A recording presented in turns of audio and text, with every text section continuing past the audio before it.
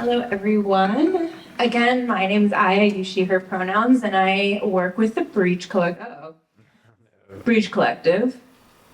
And as a lot of these presentations have shown, this work is incredibly hard. I have been working in the climate policy space for about 4 years now, and it is a battle. It is exhausting. And one benefit of a ballot initiative is that we can really take things into our own hands and we can expedite the speed at which we try and pass policy. So I'm really excited to be talking about how we can fight back at the ballot and how we plan on doing this in Eugene. But first, PSEF. How many folks in the room know what PSEF is? We got quite a few folks. So the Portland Clean Energy Community Benefits Initiative was a wildly popular initiative that was passed in 2018, which provides incredible amounts of funding to ensure the community climate action efforts are implemented and support social, economic, environmental benefits, and specifically,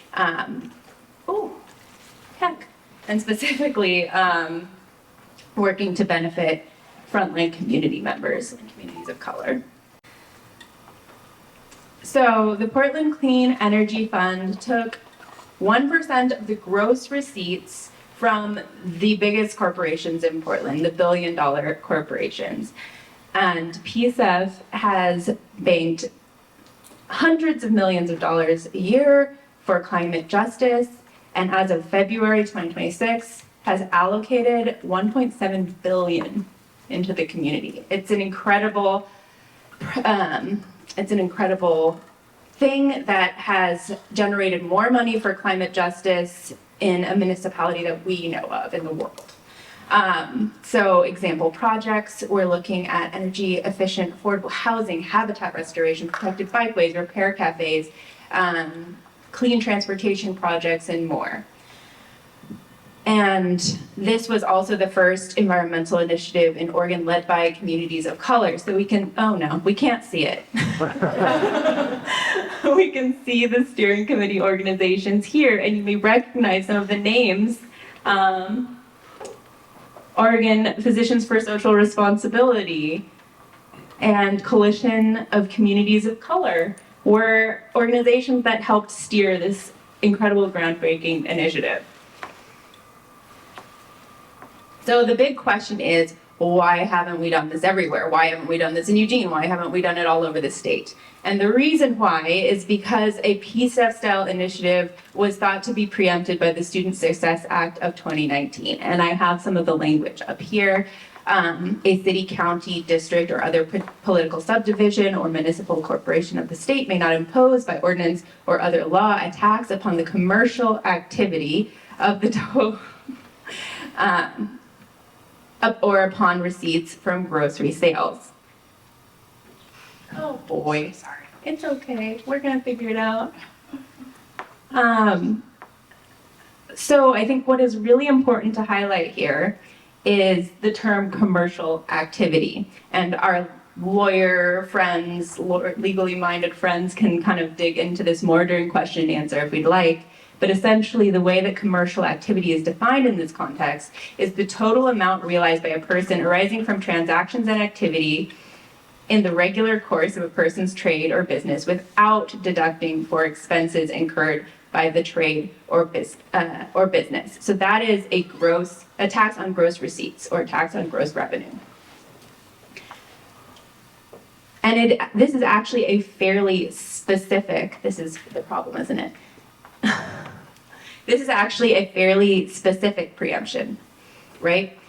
And so one of the brilliant minds behind the Portland Clean Energy Fund came to us in Eugene and said, what if we just changed the taxing mechanism? What if we looked at putting the fee on gross profits instead? Gross profits are the gross receipts, which Portland placed their fee upon, minus the cost of goods sold. So, for example, if you buy a lawnmower from Walmart and it's $100, the gross receipts of that would be the $100 that the customer paid. But the gross profits, which we would be looking at using in Eugene, would be the cost of that lawnmower minus whatever Walmart paid for it. Maybe it's $30. So the amount that we would place the fee upon would be less. So the revenue generated would be less, but we would still be able to proceed with a PSEF style initiative in Eugene or anywhere else that might want to go after this. So this is allowing us to follow in Portland's footsteps. If you are interested in learning more about this, this is discussed in this publication by Green Energy Institute and Breach Collective.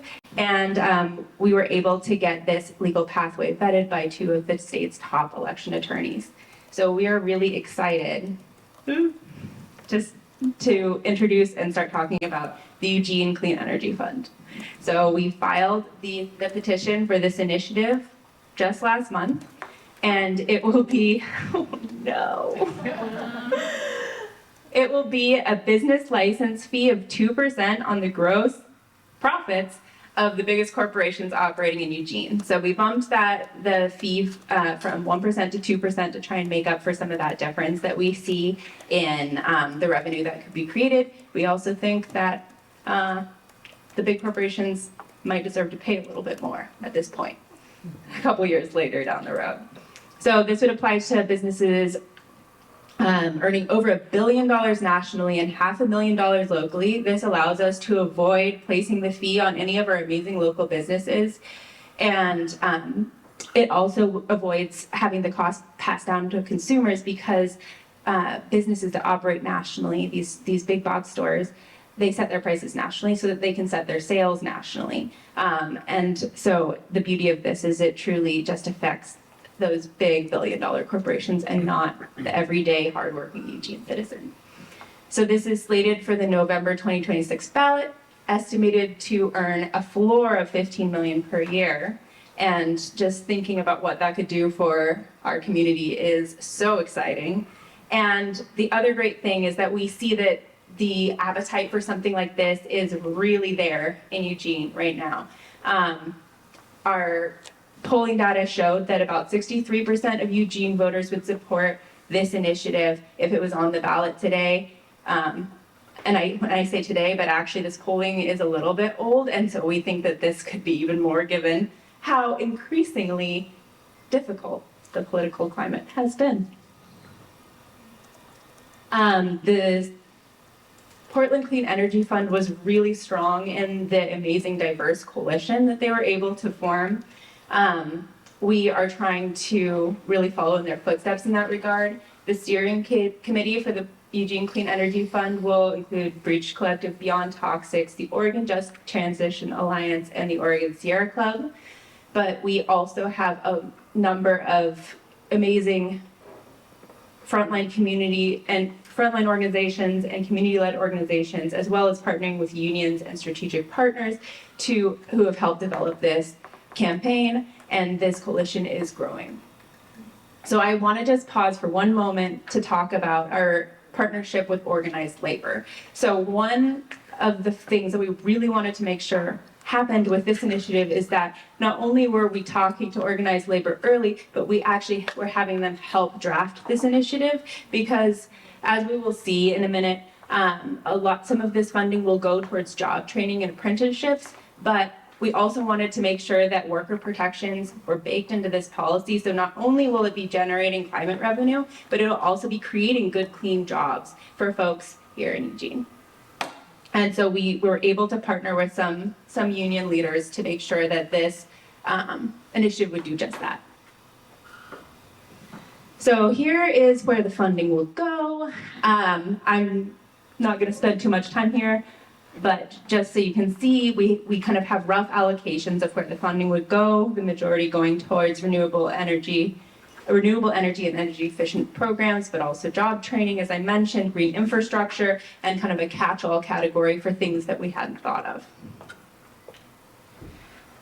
Why this, why now? I don't know if we really have time to dig into this, but I will just say that the city of Eugene is wildly behind on its climate goals, just as we saw in Ashland. We have high aspirations and we have a long way to go. And this fund is, I think, one of the only ways we see as providing the opportunity to truly try and meet those goals. There is a loss of funding at the federal level, and this trickles down. And of course, the climate and affordability crises are already here, as we heard from our other speakers. And so the timing couldn't be better for an initiative like this that will help generate revenue to make sure that we are meeting those goals, that we are putting that money back into our community, creating jobs, and helping folks thrive. All right, how? Maybe I can talk more about this in question and answer, but essentially there are two ways that typically things get on a ballot. You can run a ballot initiative campaign, or a ballot, an issue can be referred to the ballot by our elected leaders. There are quite a number of reasons why we decided to go and get out and collect signatures. A big one being that the process of getting things referred through our elected leaders can be slow. Things can get watered down. Things can end up getting tabled endlessly. And wins like the amazing one we have in Ashland aren't very frequent. So we wanted to make sure that this was happening with the urgency that the climate crisis demands. We also wanted to make sure that the community was doing this together. By getting out and gathering signatures, we're going to be educating folks about this campaign. We're going to be building momentum and excitement and making sure people feel ownership over this campaign. So we have to gather 8,726 to qualify. We're going to try and get more than that. And I see the time that we have, so if I can get this this slide projector to work, I have some ways that folks can get involved or learn more about this campaign if you're interested.